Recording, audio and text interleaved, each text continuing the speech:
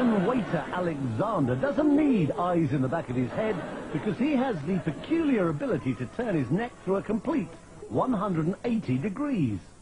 Normally the muscles on the vertebrae in the neck prevent that happening, but because of a peculiarity in his spine, Alexander has confounded orthopedic specialists for years.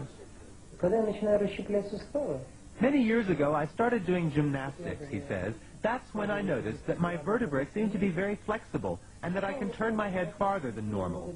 I worked at it little by little, going a little farther each time, and one day I was able to turn my head all the way around.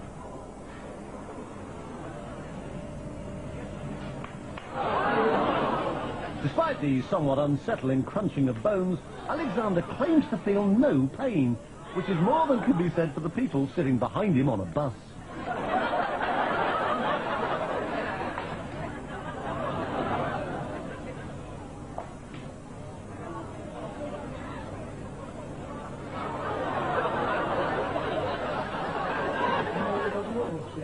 When I do it, it takes energy out of my whole body, he says. It requires 100% concentration. This may sound silly, I know, but in that moment, I don't feel like myself. It's as if I were another person whose body is filled with some kind of energy. I've been a radiologist for more than 30 years, he says, but I've never seen anything like it. Alexander is extremely flexible, no doubt about it.